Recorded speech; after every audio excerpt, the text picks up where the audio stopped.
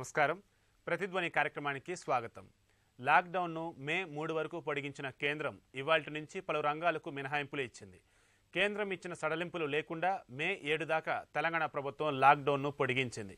ఆంధ్రప్రదేశ్ ప్రభుత్వం కేంద్రం సడలింపులను అమలు చేస్తోంది. మరోవైపు ఆర్బీఐ ఇటీవల ప్రకటించిన 1,00,000 కోట్ల ఉద్దీపన పథకం చిన్న మధ్యతరహా పరిశ్రమలకు ఊరటనిస్తోంది. ఆర్బీఐ నిర్ణయం వల్ల బ్యాంకింగేతర ఆర్థిక సంస్థలు, గృహ సంస్థలు, సూక్ష్మ సంస్థలకు ద్రవ్య లభ్యత పెరిగింది. ఈ నేపథ్యంలో ఆర్బీఐ ఉద్దీపన ప్యాకేజ్ ఎంఎస్ఎంఈ సెక్టార్కు ఎలాంటి ఊతమిస్తోంది, చిన్న పరిశ్రమలు ఏ విధంగా కోలుకునే అవకాశం ఉందన్న అంశాలపై ప్రతిధ్వని చర్చను చేపట్టింది. చర్చలో పాల్గొంటున్న ప్రముఖులు ఎంఎం శ్రీరామ్ గారు, ప్రముఖ పారిశ్రామికవేత్త, SEC industries private limited director, MV Rajeswararao గారు, ఫ్యాప్సీ మాజీ సెక్రటరీ జనరల్, ఆర్థిక విశ్లేషకులు.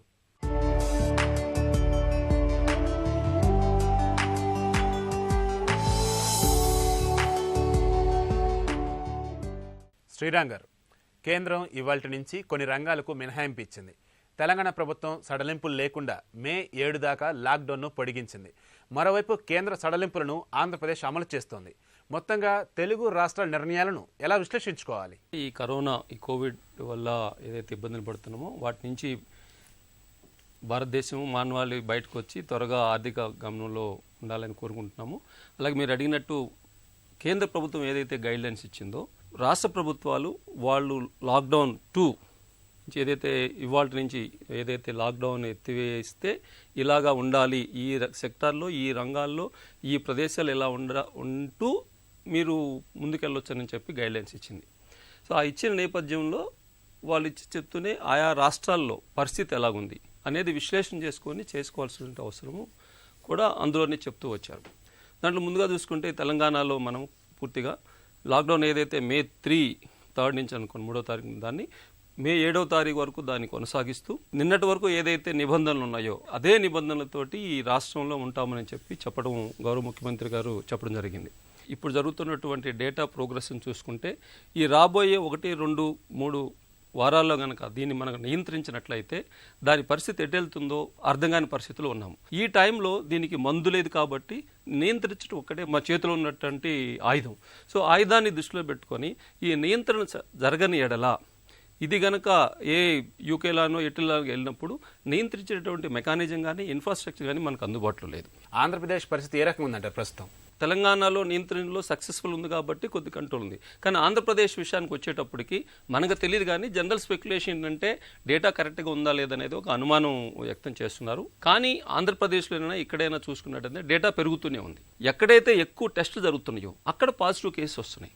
సో మనం అది కూడా పరిలో తీసుకోవాలి. ఎన్ని టెస్టులు నడుస్తున్నాయి, ఎన్ని కేసులు వస్తున్నాయి, ఎన్ని బయటకు వెళ్ళి చూసుకున్నప్పుడు మనం చేసే టెస్ట్ కూడా తక్కువ ఉన్నాయి. కాబట్టి యాక్చువల్గా ఆ బబుల్ ఏ పరిణామంలో ఉన్నది, ఎప్పుడు పగులుతుందనే ఉద్దేశం కూడా అర్థం కాని పరిస్థితి ఉంది. ఆర్బీఐ ఇటీవల ప్రకటించిన ఉద్దీపన ప్యాకేజీలు ఏవైతే ఉన్నాయో ఇవన్నీ కూడా చిన్న పరిశ్రమలకు ఎలాంటి ఊతమిస్తాయంటారు? దీనికి ముందు ఆర్థిక మంత్రి గారు కొంత ప్యాకేజీ ఇవ్వటము, అది కార్పొరేట్ సెక్టార్ను దృష్టిలో పెట్టుకొని, అలాగే బాటమ్ ఆఫ్ ద పెరుగు ఉన్నటువంటి సామాన్య జనానికి ఏ విధంగా అయితే వాళ్ళ కొనుగోలు శక్తిని, వాళ్ళకి ఇప్పుడు ఉన్నటువంటి పరిస్థితుల్లో ఎక్కడికక్కడ పనులన్నీ ఆగిపోయినాయి కాబట్టి వాళ్ళ చేతిలోకి కొంత డబ్బులు వెళ్ళిపోతే కొన్ని బతుకుతారనే ఉద్దేశంతో, తద్వారా ఆర్థిక అభివృద్ధి చెందుతున్న ఉద్దేశంతో ఒక ప్యాకేజ్ తీసుకోవడం జరిగింది. అలాగే మొన్న శుక్రవారం నాడు ఆర్బీఐ గవర్నర్ గారు కూడా కొన్ని నిర్ణయాలు తీసుకున్నారు. నిర్ణయాలు తీసుకుని అది ఎట్లుంటుందంటే జ్వరం వచ్చిన పేషెంట్కి ఏదైతే మందులు ఇవ్వాలనో అట్లాంటివి. కానీ మనం ఇప్పుడు ఐసీయూలోకి వెళ్ళినటువంటి పరిస్థితిలో ఉంది. సో దీని తారితం ఉంది. వాళ్ళు తీసుకున్న నిర్ణయాలు మనం హర్షించాలి. కానీ అవి సరిపోతాయా అంటే డిఫర్మెంట్ అంటున్నారే కానీ అవన్నీ వేవ్ ఆఫ్ చేయట్లేదు. సో ఇవాళ నేను అసలు పూర్తిగా పనిచేయని పరిస్థితిలో ఉండి నేను ఎక్కడి నుంచి తీసుకురావాలనేది, ఎందుకంటే ముఖ్యంగా ఇండస్ట్రీ ఓవరాల్ చూసుకున్నట్టయితే గత సంవత్సరం నుంచి ఇబ్బందులు ఉన్నాయి. ఈ ఇబ్బందులో తీసుకున్నట్టు నిర్ణయాన్ని స్వాగతిస్తున్నాము. కానీ అవి సరిపోవు అనేది వాళ్ళకు తెలుసు. రివర్స్ రేపు అది తీసుకున్నప్పుడు ఇంకొకసారి ఇంకొక ప్యాకేజ్ తీయడానికి అవకాశం ఉన్నట్టు తీసుకున్నాడని మేము భావిస్తున్నాము. కానీ ఇప్పుడు తీసుకున్న వాటిల్లో ప్యాకేజెస్లో చూసుకున్నట్టుంటే ప్రత్యేకంగా మామూలుగానే వీళ్ళు తీసుకుందంటే ఆర్థికపరమైన నిర్ణయాలే తీసుకున్నారు. ఆర్బీఐ తీసుకోగలిగింది కూడా అదే. ఇది తీసుకున్నప్పుడు ఎన్పిఏ మెయిన్గా మీరు తీసుకున్నప్పుడు ఎన్పిఏ ఇంకొక 90 రోజులు డిఫర్మెంట్ ఇచ్చాడు తప్ప ఈ ఎన్పిఏ వల్ల ఎక్కువ ఇండస్ట్రీస్ మనం చూసుకుంటే 40% ఎస్ఎంఈ ఎన్పిఏలోకి వెళ్ళిపోయి క్లోజ్ అయిపోయినాయి. సో ఇప్పుడు ఓన్లీ డిఫర్మెంట్ ఇచ్చినంత మాత్రాన దీనికి ఏమీ పెద్ద వెసులుబాటు రాదు. అలాగే లార్జ్ ఎస్ఎంఈలో నాకు తెలిసి 15% అరౌండ్ 15% బ్యాంకింగ్ రంగానికి వాళ్ళు బ్యాంకబుల్గా ఉంటాయి. చూస్తున్నట్లయితే ఏదైతే లాక్డౌన్ మే 3 వరకు కేంద్ర ప్రభుత్వం ఇవ్వటం, అలాగే మన రాష్ట్ర ప్రభుత్వం తెలంగాణ ప్రభుత్వం 7 వరకు ఇవ్వటం, ఇవన్నీ చూసుకున్నప్పుడు డేటా కూడా చూసుకున్నప్పుడు ఈ మే తోటి అయిపోతుందా, జూను జూలై వరకు కూడా ఇది ఎక్స్టెండ్ అవుతుందేమో అనేది ఒక ఆందోళన ఉంది. ఇవన్నీ దృష్టిలో పెట్టుకున్నప్పుడు ఈ ఇచ్చిన ప్యాకేజీలు అయితే ఏమాత్రం సరిపోవు. రాజేశ్వరరావు గారు, ఆర్బీఐ ప్రకటించిన ప్యాకేజీతో బ్యాంకింగేతర ఆర్థిక సంస్థలు, గృహ రుణ సంస్థలు, సూక్ష్మ రుణ సంస్థలకు ద్రవ్యలభ్యత పెరిగింది. ఇది ఎంఎస్ఎంఈ సెక్టార్కు ఎలాంటి ప్రయోజనం కలగజేస్తుందంటారు?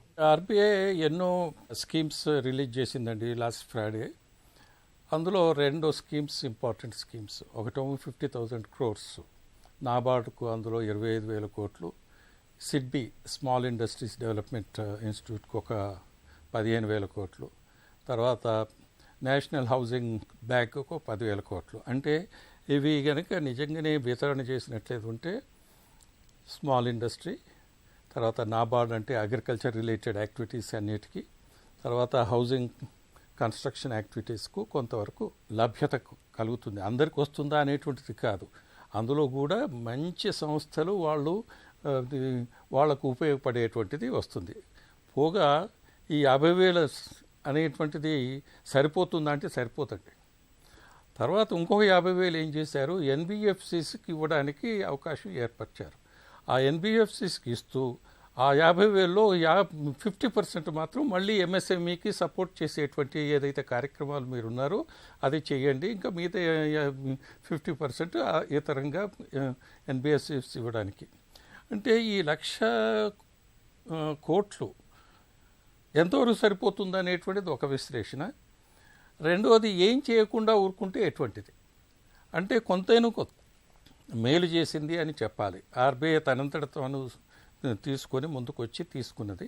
తర్వాత ఇంకోటి ఏంటంటే రివర్స్ రిపో రేట్. అంటే మీ దగ్గర ఉన్నటువంటి 6,90,000 కోట్ల ఏదైతే బ్యాంక్స్లో ఉన్నటువంటి నిధులు అవి ఏం చేస్తాయి, ఖాళీగా పెట్టకుండా ఆర్బీఐకి ఇస్తుంది. అప్పుడు 3.75 వచ్చేది. అంటే అంతకుముందు 4.4 అలా పెంచుకుంటూ ఇంతవరకు ఎక్కున్నప్పుడు ఇప్పుడు అలా పెట్టినట్టు రాదు. తర్వాత ఇంకోటి ఏం చెప్పాను కదా అంటే ఇందులో నుంచి మీరు కొంత నెక్స్ట్ 30 daysలో కార్పొరేట్స్కి ఇవ్వండి, వితరణ చేయండి. లేని పక్షంలో మీరు లాస్ అవుతుంది, అంటే వాళ్ళకు ప్రాఫిటబుల్ కాదు. కాబట్టి అదొక కండిషన్ ఇండైరెక్ట్గా పెట్టడం వల్ల కొంత లాభాలు వస్తుంది. 90 రోజులు ఏదైతే మొరటోరియం ఇచ్చారో ఆ 90 రోజులు అంతకుముందు ఉన్నటువంటి ఎన్పిఏ నామ్స్ ప్రకారం ఇంకో 90 రోజులు 180 రోజులు ఉంటుంది. కాబట్టి ఎన్పిఏ అవకాశాలు చేయకుండా త్వరగా కాకుండా 180 రోజుల వరకు ఉండొచ్చు అని అంటే చాలా వరకు చిన్న తరహా పరిశ్రమలకు అది ఇబ్బందికరమైన పరిస్థితి, చాలా ఇబ్బందికరమైన పరిస్థితి ఉన్నది. అది కొంతవరకు మెరుగవుతుంది. అయితే ఇక్కడ ఎన్బిఎఫ్సిస్లో 25,000 కోట్లు, తర్వాత సిడ్బీ నుంచి 15,000, 40,000 కోట్లు ఎంతవరకు మనకు ఒక సరి అయినటువంటి ఎంఎస్ఎంఈని పుంజుకోగలుగుతుంది అనేటువంటిది ఆలోచించినట్లేదు ఉంటే అది అంతవరకు సరిపోదండి.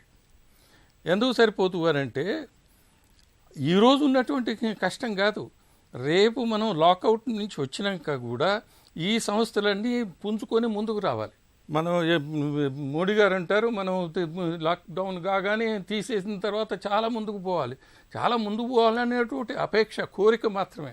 అది ఏ విధంగా చేయాలి అని అంటే కాన్ఫిడెన్స్ని క్రియేట్ చేయాలి. పర్వాలేదు లాక్డౌన్ కొన్ని చోట్ల మేము ఆపుతాం, మిగతా చోట్ల లాట్ ఆఫ్ గ్రీన్ ఏరియాస్ అండి, అక్కడ చిన్న తరహా పరిశ్రమలు ముందు తీసుకురావడానికి ఎటువంటి సంస్థలు, ఎటువంటి వ్యవస్థ ఏర్పాటు చేయాలి, ట్రాన్స్పోర్ట్ మెకానిజం ఎలా చేయాలి, ఇవన్నీ ఈ రోజు నుంచి ఆలోచించినట్లేదు ఉంటే మనం వెంటనే May 3rd or May 7th తర్వాత ముందుకు పోవడానికి ఉంటుంది.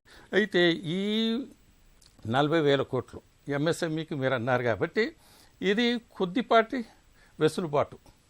తర్వాత ఒక 30 days 90 days అడిషనల్గా మొరటోరియం ఇవ్వడం వల్ల ఎన్పిఎస్ కూడా వెసులుబాటు జరుగుతుంది. ఈ విధంగా కొంత మేలు చేయాలి. శ్రీరామ్ గారు, కరోనా దెబ్బతో ప్రపంచ దేశాల ఆర్థిక వ్యవస్థలన్నీ చిన్న భిన్నమైపోయాయి. అయితే కోవిడ్-19 అనంతరం ఆర్థిక వ్యవస్థలో ఎలాంటి కొత్త వ్యాపారాలు ఆవిష్కృతమయ్యే అవకాశం ఉంది? అందులో చిన్న పరిశ్రమల పరిధి ఎలా పెంచుకోవాలి? ఇక్కడ కొత్త వ్యాపారాలు అంటే కూడా మనకున్నటువంటి వ్యాపారాలని గట్టిపరుచుకొని ముందుకెళ్ళడానికి అవకాశాలు ఎక్కువ చూసుకోవాలి. ప్రపంచ బ్యాంక్ ఇచ్చినటువంటి ఏ దేశాల యొక్క జీడిపి రాబోయే 2 సంవత్సరాల్లో ఎలా ఉంటుందని చూసుకున్నప్పుడు ఆసియా దేశాల్లో కూడా భారతదేశం యొక్క జీడిపి బాగుంటుందని ఇచ్చింది. అది చాలా శుభపరిణామం. ఎకనామిక్ యాక్ట్ కానీ ఏముంటుందని ఆలోచించుకున్నప్పుడు మీరు చూసినట్లయితే ప్రధానమంత్రి గారు మాట్లాడినా, అలాగే నిన్న తెలంగాణ ముఖ్యమంత్రి కేసీఆర్ గారు మాట్లాడినా కూడా ప్రాధాన్యమైనటువంటి అంశాలకి రిలీజ్ ఇస్తూ, అంటే ప్రైమరీ ఎకానమీ అటువంటి అగ్రికల్చరల్ లాజిస్టిక్స్, అలాగే అగ్రికల్చర్కి అనుబంధ పరిశ్రమలు, అంటే మనిషికి తిండికి సంబంధించినటువంటి దాన్ని ఆయన జస్ట్ చాలా ఇంపార్టెంట్ మాట చెప్పారు. భారతదేశం ఉన్నటువంటి 130 కోట్ల పైగా జనాభానికి ఏ దేశం ఆహారం సప్లై చేయగలదు అని చెప్పినప్పుడు అది దృష్టిలో పెట్టుకొని the focus agriculture production and productivity, దాని అనుబంధ రంగాలకు సంబంధించిన దాన్ని ముందు మనము స్ట్రెంగ్తన్ చేసుకోవాలి. అందులో ఇప్పుడు మీరు అడిగినట్టు కొత్తవి ఏంటంటే ఇప్పటికి కూడా మన యొక్క అగ్రికల్చర్ ప్రొడక్ట్ ఏదైతే ఉందో దాన్ని వాల్యూ ఎడిషన్ చేసుకోవడానికి పోతున్నాం. దానికేంటి ప్రధానంగా ఏదైతే కేంద్ర ప్రభుత్వం ఇన్ఫ్రాస్ట్రక్చర్ పెడుతుందో, కేవలం ఏదో హైవే రోడ్ లేకుండా ఇప్పుడు అగ్రికల్చర్ ప్రొడక్ట్స్ తయారు చేసే దగ్గర కోల్డ్ స్టోరేజ్, దాని లాజిస్టు, దాని యొక్క మనం ప్రాసెస్డ్ ఫుడ్కి సంబంధించినటువంటి అడ్వాంటేజ్ ఒకటి ఫుడ్, అలాగే మెరైన్ సంబంధించినటువంటి చేపలు దీని ఉత్పత్తి, దానికి సంబంధించి ప్రాసెసింగ్ అది, అలాగే మీరు చూసుకున్నప్పుడు టెక్స్టైల్ రంగంలో కూడా. సో దానికి క్లస్టర్స్ డెవలప్ చేసుకున్నప్పుడు అమెరికా కానీ యూరోప్ కానీ ఏదైతే ఆలోచనలు చేస్తున్నాయో చైనాని దృష్టిలో పెట్టుకొని అది అవకాశాన్ని ఇప్పుడు అందిపుచ్చుకోవాల్సినటువంటి అగత్యము మనకి బాగుంది. ఎలక్ట్రానిక్స్, టెక్నికల్, టెక్స్టైల్ ఇవన్నీ మనం చాలా వరకు, అలాగే మెడికల్ ఎక్విప్మెంట్ ఇవన్నీ ఇప్పుడు కూడా దాదాపు ఎక్కువ ఇంపోర్ట్ చేసుకున్నాం. వీటన్నిటిని క్లస్టర్ వైజ్ చూసుకొని కొత్త వ్యాపారాలుగా దీన్ని అభివృద్ధి చేయాలి. ఇప్పుడు నిన్న అదే మనమే ముందు ఉండాలనుకున్నప్పుడు బహుశా 1991 తర్వాత ఇది 4వ అవకాశం భారతదేశానికి ప్రపంచానికి ఆహార ఉత్పత్తులు అలాగే పారిశ్రామిక ఉత్పత్తులు చేయడానికి ఒక అవకాశం వచ్చింది. రాజరావు గారు, కరోనా అనంతరం కొత్తగా వచ్చే అవకాశాలను, వృద్ధికి ఆస్కారం ఉన్న రంగాలను భారత్ ఎంత వేగంగా గుర్తించాలి, అందరికంటే ముందు ఎలా అందుకోవాలి, అందుకు ఎలాంటి నైపుణ్యాలపై ప్రత్యేక దృష్టి పెట్టాలంటారు? మనం చూస్తున్నామండి ఈరోజు మన హెల్త్ ఇన్ఫ్రాస్ట్రక్చర్ చాలా పూర్గా ఉంది, వెరీ డిఫికల్ట్. మనకు మాస్క్స్ దొరకవు, వెంటిలేటర్స్ లేవు, పీపీ అంటే పర్సనల్ ప్రొటెక్టివ్ ఎక్విప్మెంట్ లేదు, తర్వాత బెడ్స్ లేవు, హాస్పిటల్స్ లేవండి. నిజంగానే కనుక మనం వీళ్ళందరినీ అవకాశాలు ఇప్పుడు వాళ్ళకు ట్రీట్ చేయాలంటే మన దగ్గర లేదు. కాబట్టి ఇది చాలా ఇంపార్టెంట్ అండి. ప్రైమరీ సెక్టర్, తర్వాత ఎడ్యుకేషన్ చూస్తున్నాం, స్కూల్స్లోకి పోలాని స్థితిలో లేదు, ఆన్లైన్ ఎడ్యుకేషన్ అంటున్నాం. ఈ 2 సెక్టార్స్ను, అంటే ఇంకా 4-5 సెక్టార్స్ నేను చెప్తాను. ఈ సెక్టార్లో మనం ఒక 1 lakh crores కనుక ఇన్వెస్ట్ చేసి letters contact 1000 large companies across the world, వాళ్ళతో కాంటాక్ట్ పెట్టుకొని ప్రభుత్వం, తర్వాత ఇండస్ట్రీ అసోసియేషన్స్, ఇండస్ట్రియలిస్ట్స్ అందరు కలిసి తీసుకొని ఒక ధ్యేయం, ఒక ముఖ్య ఉద్దేశం, ఒక ఫోకస్డ్ అటెన్షన్ కనుక పెట్టినట్లేదు ఉంటే ఈ దేశం హెల్త్ ఇన్ఫ్రాస్ట్రక్చర్ను చాలా ముందుకు తీసుకురాగలుగుతుంది. తర్వాత ఎడ్యుకేషన్ బాగున్నట్లేదు ఉంటే వరల్డ్లో చాలా ముందుకు దూసుకుపోవడానికి అవకాశం ఉంటుంది. ఇది నెంబర్ 1 అండి. తర్వాత హెల్త్ ఇన్ఫ్రాస్ట్రక్చర్తో కూడా మెడికల్ ఎక్విప్మెంట్లు, మెడికల్ డివైజెస్ ఇవన్నీ చూస్తే చాలా వరకు ఎలక్ట్రానిక్స్ ఈజ్ ఇంపార్టెంట్. మనం ఎలక్ట్రానిక్స్ ప్రతిదానికి ఎక్కడి నుంచో తైవాన్ నుంచి, లేకపోతే చైనా నుంచి, సౌత్ కొరియా నుంచి ఇవన్నీ తీసుకుంటున్నాం, మలేషియా అంటున్నాం. ఇవన్నీ మనమే చేసుకోవడానికి మంచి అవకాశం ఉంది. దీంట్లో కూడా ఇన్వెస్ట్ చేసేటువంటి అవకాశం ఉంది. తద్వారా ఎంతో జాబ్స్ క్రియేట్ చేయొచ్చు. ఏపీఐస్ మనం మొదట్లో మ్యానుఫ్యాక్చర్ చేసేవాళ్ళం. ఎప్పుడైతే చైనా ఈ సెక్టార్లో ఎంటర్ కాగానే అన్ని ఏపీఐస్ చీప్ అయిపోయాయి అక్కడ. Because there basic raw materials cheap అని, continuous production, bulk production, size of operations, economies of scales being so large, అంత మన యొక్క ఏపీఐస్ ప్రొడక్షన్ తగ్గించింది. మనం వాళ్ళ మీద డిపెండ్ అయ్యి ఫైనల్ ప్రోడక్ట్ చేస్తున్నాం. కాబట్టి ఇప్పుడు అది ఒక 50,000 కోట్లు ఇందులో పెట్టుకొని, ఎందుకంటే technology is available, equipment morally is available, everything we can overnight, they produce it and make it a world leader in this. Leather is another one. మనం ఫర్నిచర్ ఇంపోర్ట్ చేసుకుంటున్నామండి. Enormous industry, big industry which we can also do that.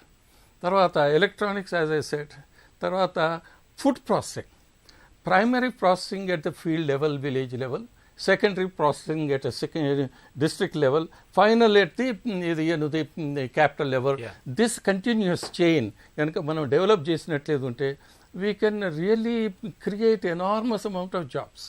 ఇలా మనం చెప్పుకుంటూ పోతే ఎన్నో రంగాల లోపల ముందుకు పోవడానికి అవకాశం ఉన్నది. కానీ దీనికి చేయవలసింది ఏంటంటే మనలో నిబంధనలను సరళీకరించడం.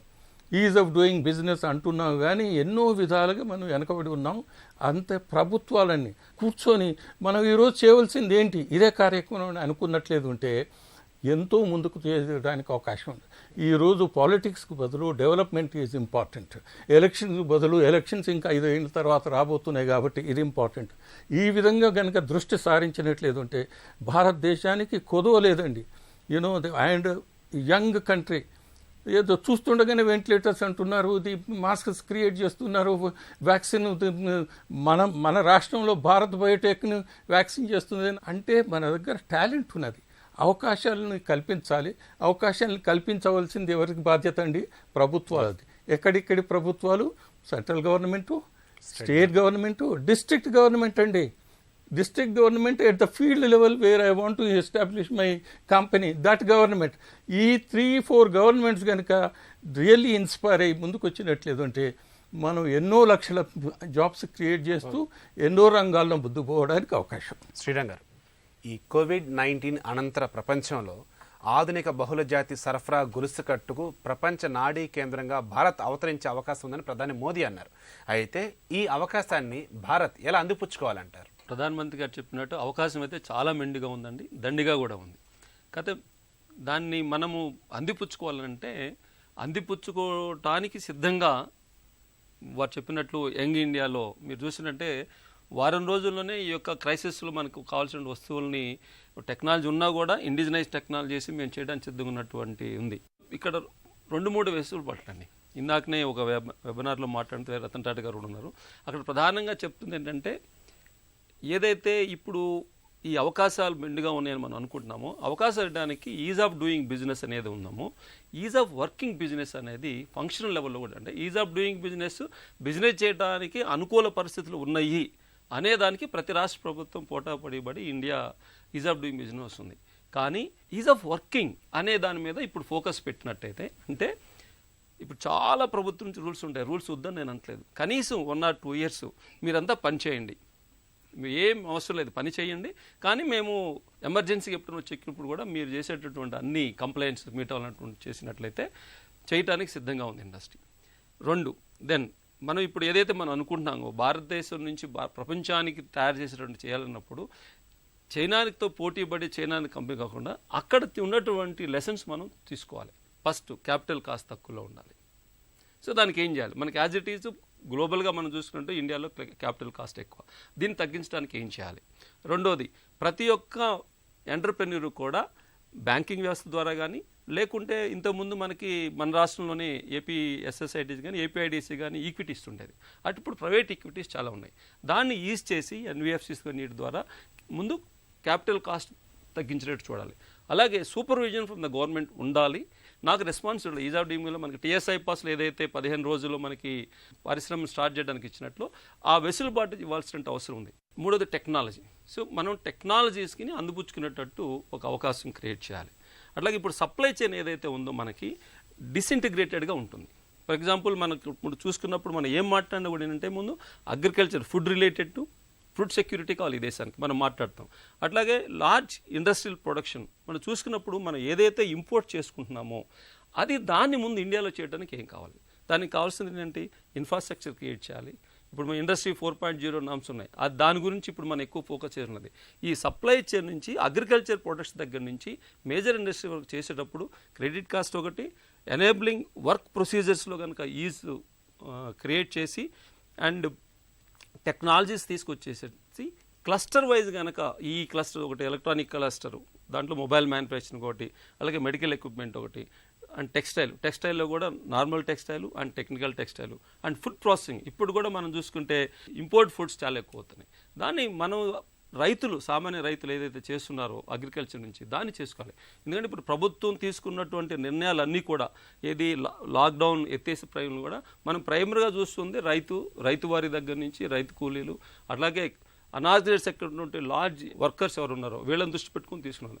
అసలు ఇండస్ట్రీకి మార్కెట్ ఎనేబులింగ్ కావాలి. మీరు చూసుకుంటే ఏ ఎంటర్ప్రినర్ కూడా నాకు బ్యాంక్ లోన్ ఇస్తుందని పరిశ్రమ మొదలు పెట్టాడు. ఈ అవకాశం ఉంది కాబట్టి నేను చేస్తాను ముందుకు వస్తాడు. ఆ తర్వాత నాకు డబ్బులు ఎవరు ఇస్తారని చూస్తారు. మన భారతదేశంలో ఉండే పరిశ్రమను ముందు ప్రొటెక్ట్ చేయాలంటే మన ఫ్లిప్కార్ట్ ఇటన్నీ చూసుకున్నప్పుడు దాని మేజర్ స్టేకు ఆ ఎంటర్ప్రినర్స్ భారతదేశం వాళ్ళైనా కూడా మేజర్ స్టేక్ ఇప్పుడు బయట వాళ్ళకి వెళ్ళిపోయింది. బహుశా దాన్ని దృష్టిలో పెట్టుకొని ఏమో ఇప్పుడు ఇది ప్రత్యేకించి ఈ అన్ని కంపెనీలు చైనాకు ఉంటుంది కాబట్టి చైనాకు అబంధ హస్తాలు మన పరిశ్రమలకు వెళ్లకుండా ఎఫ్డీఐ నామ్స్లో సెంట్రల్ గవర్నమెంట్ పర్మిషన్ ఇస్తేనే వేరే దేశాలు పెట్టడానికి ఒక నిర్ణయం తీసుకోవడం కూడా బహుశా కేంద్ర ప్రభుత్వం నుంచి చాలా పరిణామం జరుగుతుంది. అట్లాగే రాష్ట్ర ప్రభుత్వాలు కూడా ఇప్పుడు ఏదో మీరు అందరికీ ఎంప్లాయీస్కి శాలరీస్ ఇవ్వాలని చెప్పడమే కాకుండా దీని తర్వాత సెక్టార్ వైజ్ ఎట్లా డెవలప్ చేయాలనేది కూడా నాకు తెలిసి తెలంగాణ ప్రభుత్వం ఆల్రెడీ మినిస్టర్ మినిస్టర్ దగ్గర ఒక ప్రాసెస్ నడుస్తుంది. దీన్ని బట్టి ఏదైతే ప్రైమ్ మినిస్టర్ గారు చెప్పారో ఇది మనకి గత 15-20 సంవత్సరాల నుంచి ఉన్న అవకాశాన్ని ఈ కోవిడ్ మూలాన భారతదేశం యొక్క ఆర్థిక స్థితిలో గ్రామీణ ప్రాంతం నుంచి పట్టణ ప్రాంతం ఉన్నటువంటి అగ్రికల్చరు అలాగే ఇండస్ట్రియల్ ప్రొడక్ట్స్ గ్లోబల్ సప్లై చైన్లో ప్రధానమైన భూమిక భారతదేశము చేయడానికి ఉన్నటువంటి అన్ని అవకాశాలు ఉన్నాయి. రాజశేఖర్ గారు, కరోనా తర్వాత జీవితం ముందటి జీవితం అయితే ఖచ్చితంగా ఉండదు. ఇలాంటి సమయంలో ప్రజల జీవన శైలి, అలవాట్లు, ఆలోచనలు ఖచ్చితంగా మారుతాయి. వాటికి అనుగుణంగా ఎలాంటి స్టార్టప్లకు ఇప్పుడు అవకాశం ఉందంటారు? చాలా వరకు స్టార్టప్ అయితే ఆల్రెడీ హెల్త్ రిలేటెడ్ స్టార్ట్అప్ వచ్చాయండి. తర్వాత డిస్టెన్స్ ఎడ్యుకేషన్ స్టార్టప్ బాగా వస్తుంది. తర్వాత వర్క్ ఫ్రమ్ హోమ్ అనేటువంటి దానికి ఎన్నో విధాలుగా కొత్త స్టార్టప్స్ కొత్త ఐడియాస్ వస్తాయి. New devices, new medical equipment, వీటన్నిటికీ.